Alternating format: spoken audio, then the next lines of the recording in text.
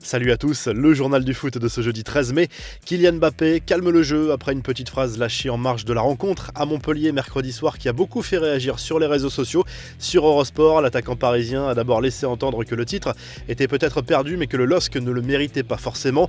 On ne peut s'en prendre qu'à nous-mêmes. Si on perd ce championnat, c'est nous qui l'aurons perdu, pas eux qui l'auront gagné, a lâché le champion du monde. Sentant la polémique monter pour ne pas vexer les supporters lillois, Mbappé a légèrement rectifié le tir sur Instagram. Lille fera un beau champion s'ils sont couronnés, mais avec 8 défaites. Si nous perdons nos titres, on est les seuls responsables, a écrit le buteur parisien. Un nouveau record et un nouveau bolide pour Cristiano Ronaldo à 36 ans.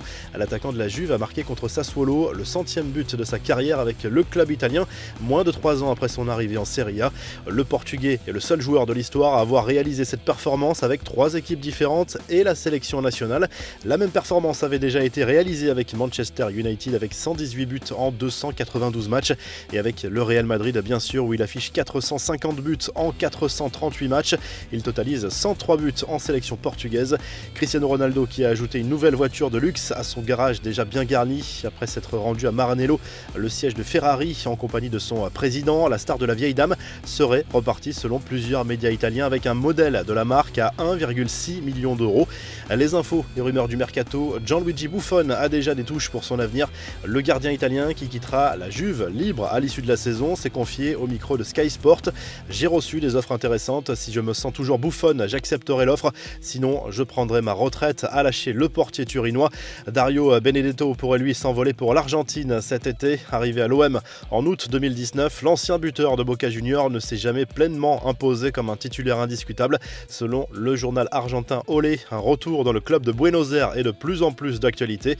Enfin, Florian Thauvin a assuré ses arrières en signant au Mexique. Selon les informations du quotidien La Provence, l'international français a glissé à l'intérieur de son juteux contrat des clauses lui permettant de quitter les Tigres à l'issue de chaque fin de saison.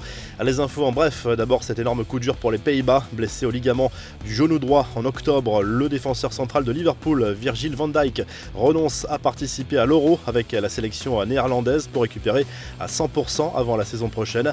La brouille entre Zidane et Marcelo, le défenseur brésilien, a été écarté du groupe madrilène par le coach du Real en vue du match à Grenade. En cause, selon les médias espagnols, un différend sur la tactique défensive de l'équipe. Autre brouille entre un joueur et son entraîneur, remplacé en fin de match alors qu'il était entré en jeu à la demi-heure de jeu contre la Roma mercredi soir en Serie A. Lautaro Martinez n'a pas apprécié le choix d'Antonio Conte. S'en est suivi un échange très tendu entre l'attaquant et son coach sur le banc. Selon The Athletic, les Blues de Chelsea porteront le maillot de la saison prochaine à samedi à l'occasion de la finale de la Cup contre Leicester. Une tunique assez surprenante qui ne plaît pas forcément aux fans du club londonien. Enfin, cette belle initiative des dirigeants de l'Ajax, sacré champion des Pays-Bas pour la 35e fois cette saison. Le club d'Amsterdam a décidé de faire fondre le trophée pour en tirer plus de 42 000 petites étoiles à destination de ses abonnés annuels. Une manière de les remercier de leur soutien malgré le huis clos. La revue de presse, le journal L'Équipe revient sur la qualification du PSG pour la finale de la Coupe de France mercredi soir à Montpellier. Les Parisiens ont souffert pour sortir les Montpelliérains au tir au but. Kylian Mbappé a signé un doublé. Deuxième demi-finale ce soir entre les amateurs de Rumilly, Vallière et Monaco. En Espagne, le journal AS salue le succès de l'Atlético Madrid contre la Real Sociedad, 2-1 en Liga. Les Colchoneros, leaders du championnat espagnol, ne sont plus qu'à 2 matchs du sacre.